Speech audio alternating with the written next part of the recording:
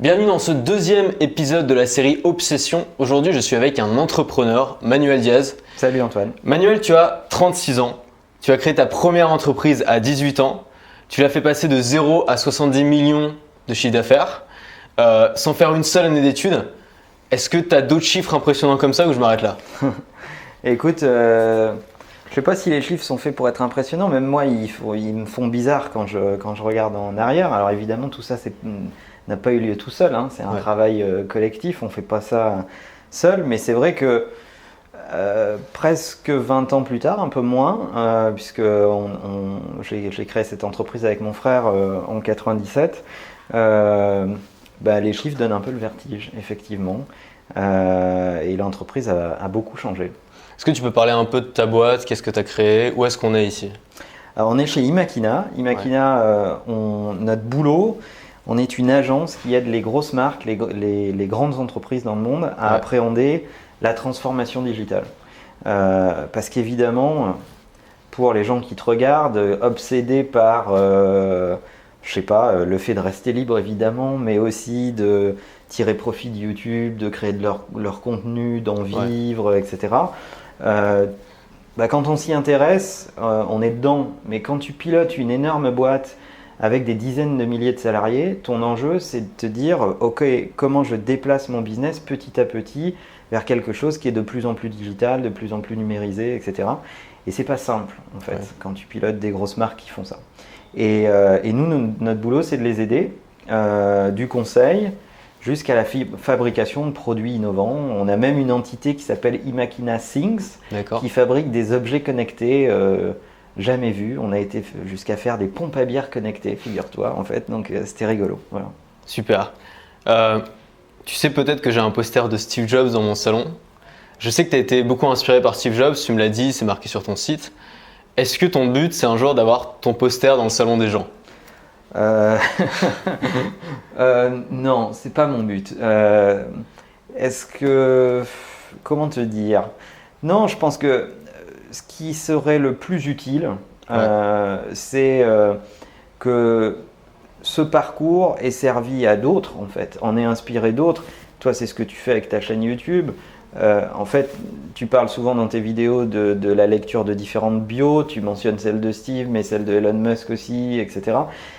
À partir du moment où tu inspires d'autres entrepreneurs, quelle que soit l'échelle, que tu contribues à les faire avancer peut-être un peu plus vite ou leur donner des bons conseils, c'est une source d'épanouissement incroyable. Tu peux le trouver chez d'autres entrepreneurs que tu inspires, tu peux le trouver dans ta propre boîte, dans ta relation aux collaborateurs de la boîte. Si tu les aides à avancer, à atteindre des objectifs qu'ils croyaient inatteignables, c'est génial en fait. En quoi Steve Jobs t'a inspiré concrètement?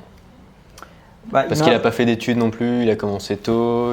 Pour moi, c'est pas tellement un critère. D'ailleurs, c'est une originalité particulière chez nous. On n'applique aucun critère sur les diplômes quand tu veux rentrer chez Imakina.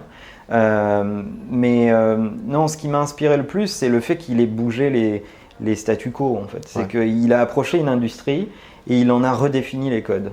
Il a dit non, l'informatique, ça ne doit pas être ça. C'est pas un produit B2B réservé aux entreprises, etc. Non, c'est quelque chose qui doit être mis dans les mains de l'utilisateur.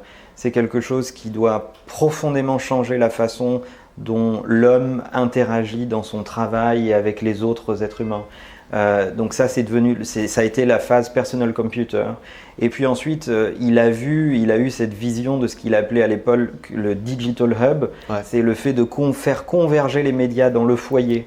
Donc il faut se souvenir que ça a attaqué par iTunes et puis aussi les premières bornes AirPort qui étaient étonnantes. C'était le début du Wi-Fi en fait. Tu vois, moi je me souviens de démos, tu regardais la keynote, c'était génial. Et il prenait un MacBook à l'époque, je ne sais pas s'il s'appelait les MacBooks à l'époque, mais en tout cas un portable.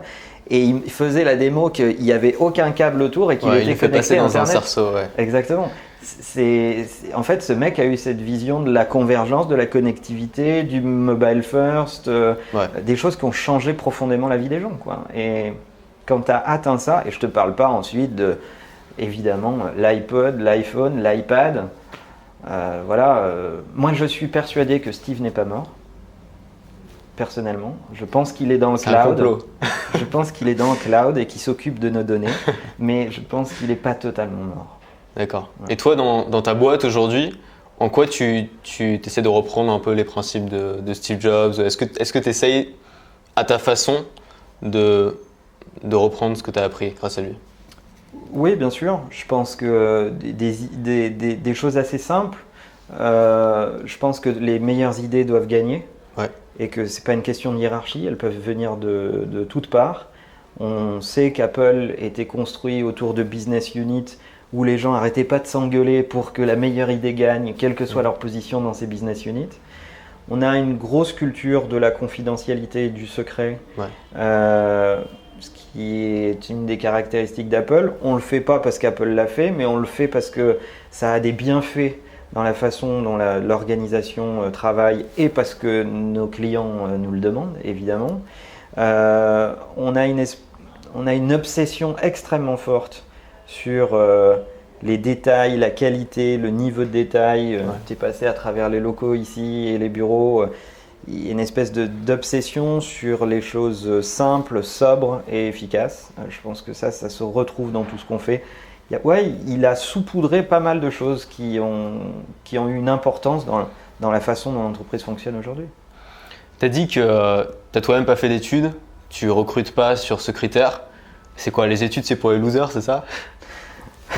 Je sais pas si c'est pour les losers, mais en tout cas, faire des études alors qu'on sait ce qu'on veut faire, qu'on est déterminé, qu'on est convaincu, qu'on n'a pas envie de faire autre chose, qu'on a cette passion-là, après tout, pourquoi perdre du temps? Et puis, je suis contre cette idée qui dirait que pendant un certain moment de ta vie, grosso modo de 0 à 11 ou 12 ans, tu joues. Ensuite, de 12 à 25 ans, tu apprends. Et ensuite, tu exploites tes connaissances. Mais en fait, je pense que ce modèle, il est cassé, il ne fonctionne plus. On est dans l'apprentissage permanent. Ce qu'on sait a une date de péremption très très courte et des millions d'autres personnes sur la planète le savent.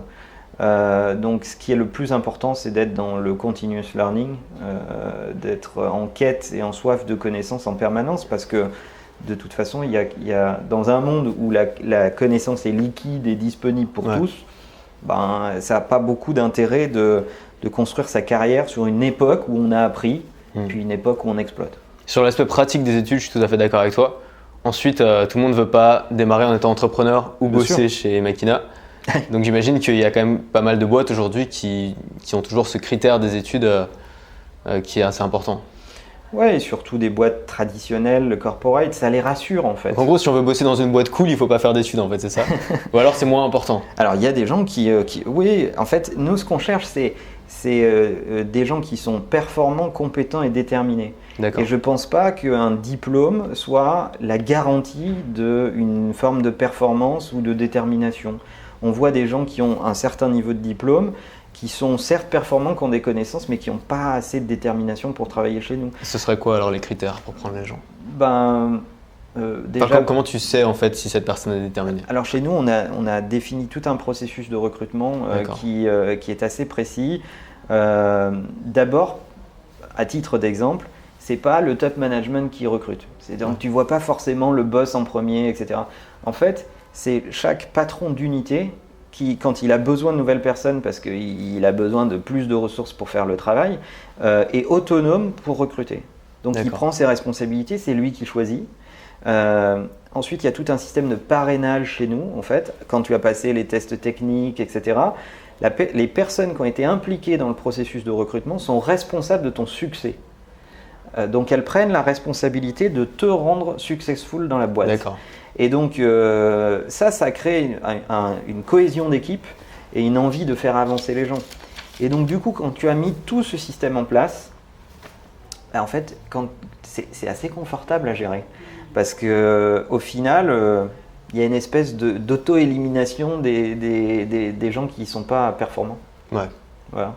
Donc c'est aussi simple que ça, c'est sur des principes assez simples. On peut considérer que tu es plutôt ambitieux. C'est quoi pour toi l'ambition? L'ambition, c'est viser haut et ne pas avoir peur de tomber sur la route.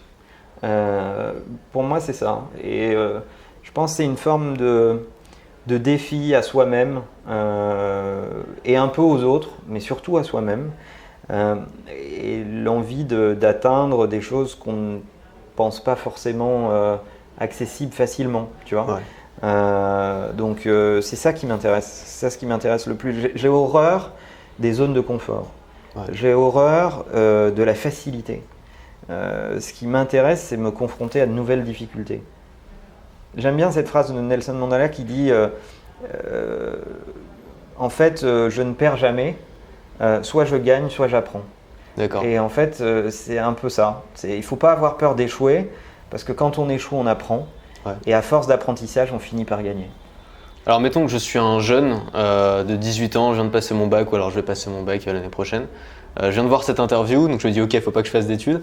Et je suis ambitieux, qu'est-ce que j'ai comme choix en fait qui s'offre à moi pour exploiter cette ambition? Est-ce que je suis obligé d'être entrepreneur? Non, pas forcément. D'ailleurs, je pense en ce moment qu'il y a un truc assez dangereux sur les entrepreneurs en général. Tu peux pas ouvrir un magazine, un journal, écouter la radio sans… C'est la mode, c'est ça. On te dit c'est la mode. Il faut absolument que tu sois entrepreneur. Sans vouloir faire mon vieux con, mais moi, à mon époque, quand tu étais entrepreneur, c'était pas employable. Les boîtes voulaient pas de toi, les grands groupes voulaient pas de toi, tu avais justement pas le bon diplôme, etc. Et c'était pas du tout cool. Tu essayais de t'en sortir en créant ta propre boîte. Il y avait plein de gens autour de toi qui te regardaient avec cette espèce de désespoir dans les yeux en disant oh, mon pauvre, t'es obligé de créer une boîte pour t'en sortir, tu vois. C'était terrifiant. Mais du coup, c'était peut-être plus facile, non? Parce qu'il y avait moins de gens qui se lançaient.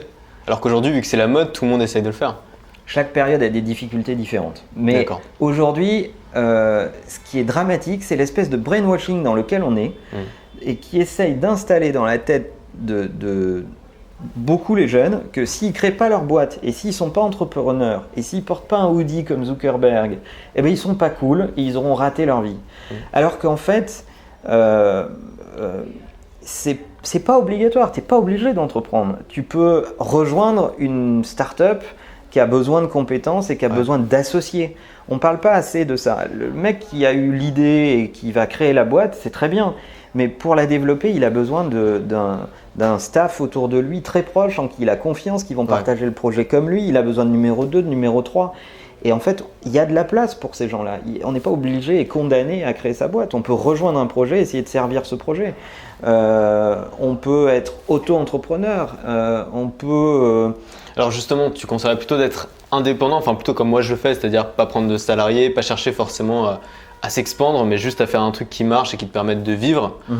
Ou alors, tu vas me dire que c'est personnel, mais ou alors est-ce qu'il vaut mieux essayer de voir très haut, de viser haut, de créer une grosse boîte, d'embaucher le plus vite possible? Moi, je pense qu'il ne faut jamais limiter ses rêves. D'accord. Je pense que rien ne t'empêche de viser haut si c'est ton kiff. Si toi, ton kiff, c'est être autonome, pas avoir d'équipe parce que ça te fait chier de gérer les gens… Si ton accomplissement, tu le trouves dans le fait de faire les choses toi-même, et ben, t'emmerdes pas à créer une équipe. Je veux dire, t'as pas besoin de ça. En fait, après tout, ce que tu veux, c'est t'accomplir. Entreprendre, pour moi, c'est s'accomplir. Après, chacun trouve sa voie, son chemin, etc., etc. Mais il faut jamais s'empêcher de rêver le plus grand possible. Après, il y a des étapes. On y arrive, on n'y arrive pas, on tire des leçons, on s'adapte. On pensait que ça allait arriver peut-être plus vite ou au contraire, on est surpris par la rapidité de la croissance. Tout ça sont des enjeux auxquels il faut s'adapter sans arrêt. La vie d'un entrepreneur, c'est la vie d'un hypercardiaque en fait. D'un email à l'autre, tu passes du rêve absolu, du nirvana au drame total en fait.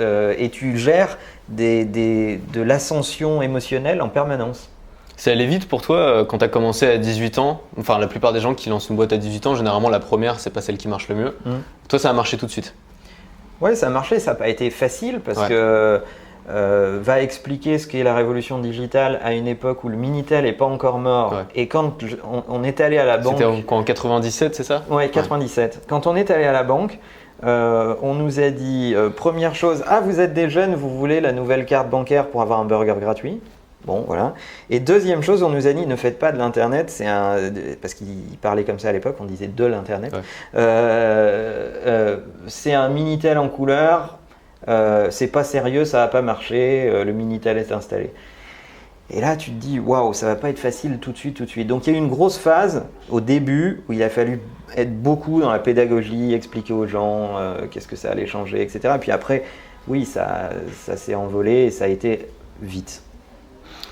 Alors moi je voudrais parler de ce que tu fais sur YouTube parce que tu t'es lancé récemment sur YouTube et c'est ça aussi que je trouvais vraiment intéressant, c'est que sur YouTube tu trouveras beaucoup de gens qui font de l'humour, beaucoup de gens qui font du gaming, beaucoup de gens qui font des tutos maquillage, tu trouveras très peu d'entrepreneurs. À mon avis c'est parce que les entrepreneurs ils n'ont pas forcément envie de se lancer dans quelque chose de nouveau et dans quelque chose où ils débutent et d'être en concurrence finalement avec des youtubeuses beauté alors que eux ce qu'ils font, enfin voilà c'est quand même autre chose. Pourquoi tu t'es lancé sur YouTube? Quel est le concept de ta chaîne? Et quelle est l'audience que tu cibles précisément?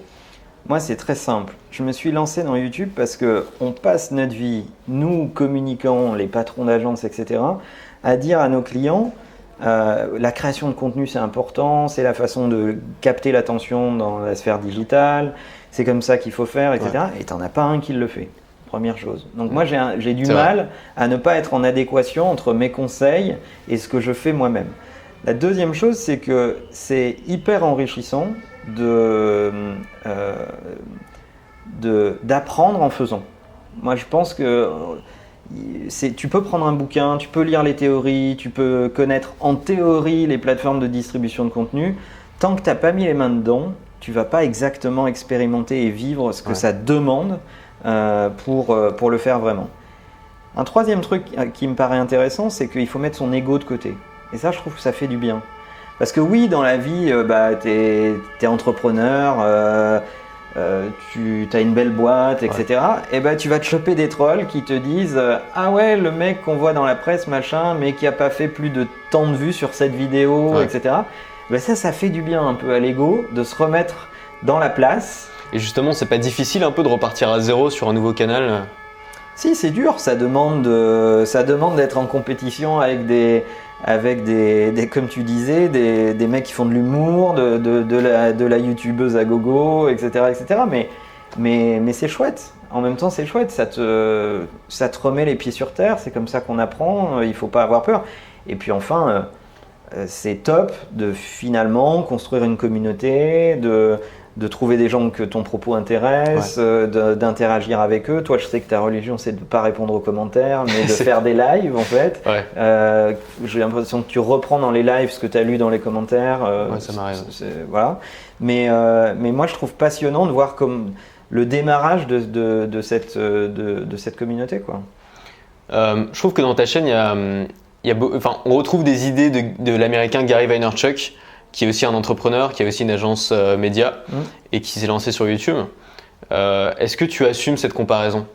Oui, complètement. C'est quelqu'un que j'aime beaucoup, que j'ai eu la chance de rencontrer et dont j'ai beaucoup de respect pour son travail.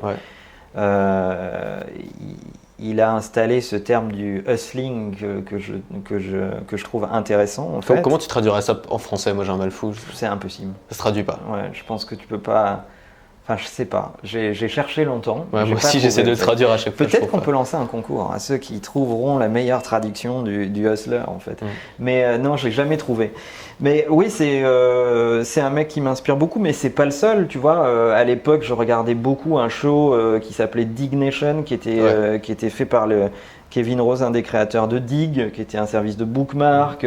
Bref, il y a plein d'autres trucs qui m'inspirent. Je crois qu'il y a tellement peu de gens qui font ça dans mon secteur, qui le font de façon décomplexée et face caméra, que oui, la comparaison, elle est évidente. Et moi, je prends ça comme un compliment, vraiment.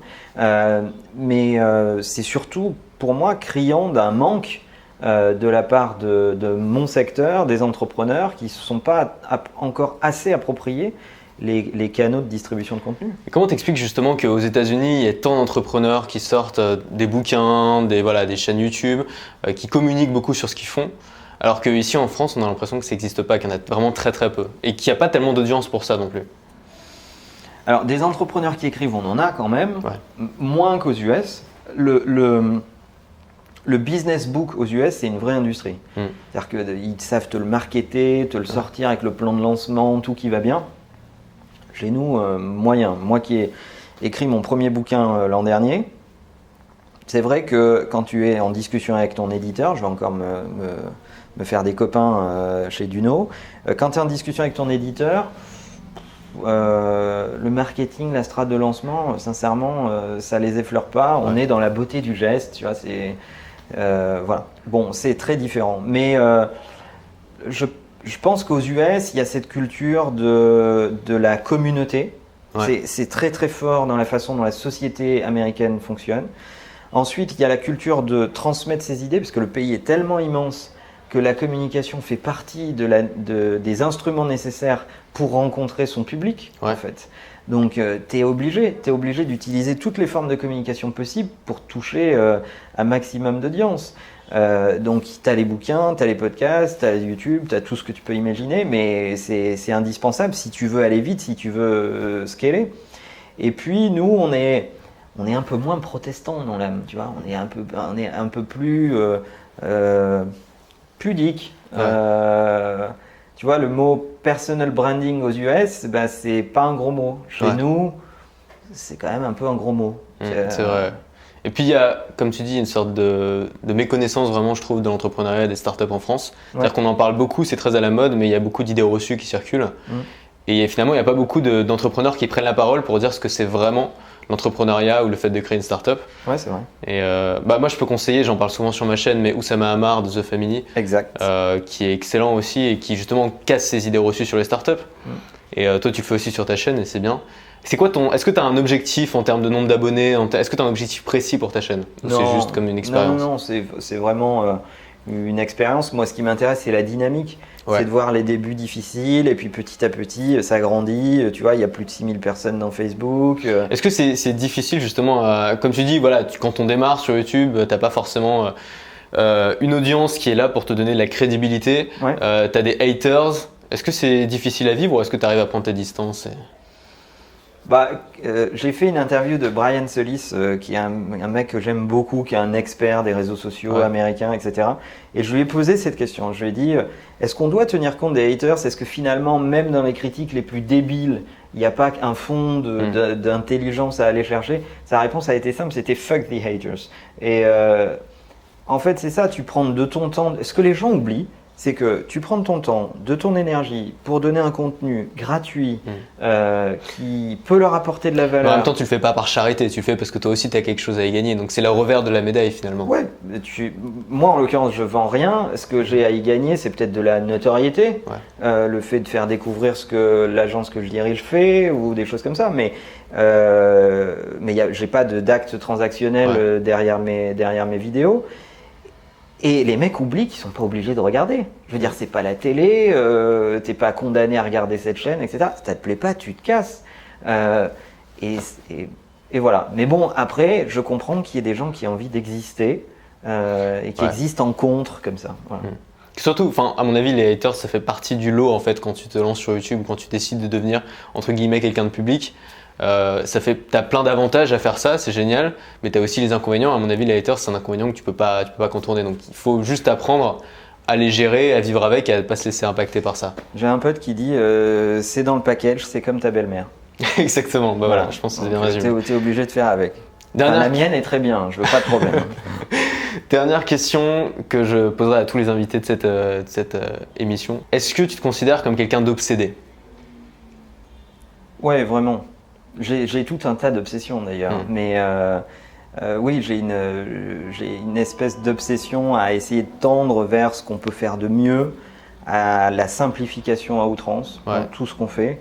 Une espèce de quête de la pureté, tu vois, du produit qui va être le plus pur, le plus essentiel, le plus juste pour les besoins de notre client. Et tendre vers l'excellence, on l'atteint jamais vraiment, mais s'en approcher, c'est déjà top, quoi. Donc définitivement, oui. Super. Je t'invite à aller voir sa chaîne, bien sûr, le lien est en description. C'est intéressant de voir, parce que c'est surtout la thématique, en fait, je trouve ça vraiment cool qu'il y ait des vrais entrepreneurs, pas simplement des gens qui apprennent à devenir entrepreneurs, mais des entrepreneurs qui le sont vraiment, qui ont vraiment monté quelque chose, qui se lancent sur YouTube et qui essayent de parler de ce qu'ils ont appris. Même si pour l'instant tu as une petite audience, j'ai hâte de voir ce que ça va devenir, donc je t'invite à aller voir. Et puis, merci d'avoir accepté cette interview. Merci à toi Antoine. Et surtout, reste libre.